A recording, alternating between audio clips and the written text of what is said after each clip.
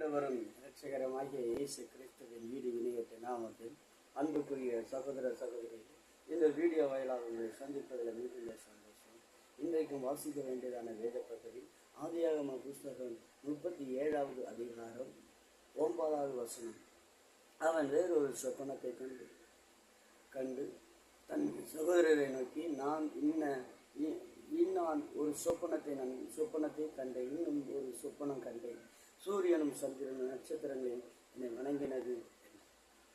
இதை அவன் தகப்பனும் சகோதரனும் சொன்னபோது அவன் தகப்பன் அவனை பார்த்து, நீ கண்ட இந்த சொப்பனம் என்ன?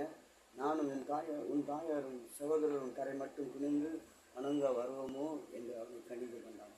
ஆம், அன்புக்குரிய சகோதர சகோதரி, தேவன் இந்த யோசேப்பை உயர்த்தப் போகுவதை அவனுடைய சிறு பிராயத்திலேயே அவனுக்கு காண்பித்தார். அவனை ஆசீர்வதிக்கப் போகிறதை அவனுடைய காரியத்தை சிறு பிராயத்திலே அவனுக்கு வெளிப்படுத்தி காண்பித்தார்.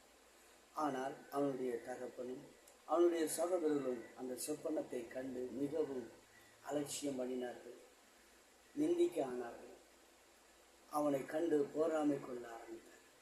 கர்த்தர் ஒரு மனிதனை ஆசீர்வதிக்க ஆரம்பிக்கும் பொழுது, அவனை உயர்த்தும் பொழுது, மற்ற மனிதர்கள் அவனை போராமையினால் பார்ப்பார்கள்.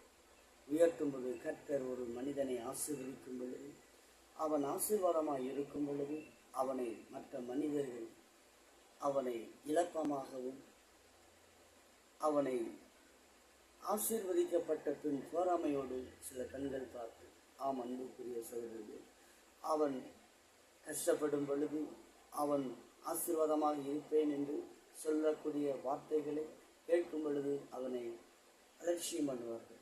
ஆனால் ஆசீர்வதிக்கப்படும் பொழுது போராமை கொள்வார்கள். ஆம் அன்புக்குரிய சகோதரர்கள், இதே போலதான் நம்முடைய சகோதரர்கள் இந்த வேத வசனத்தில் பார்க்கிறோம்.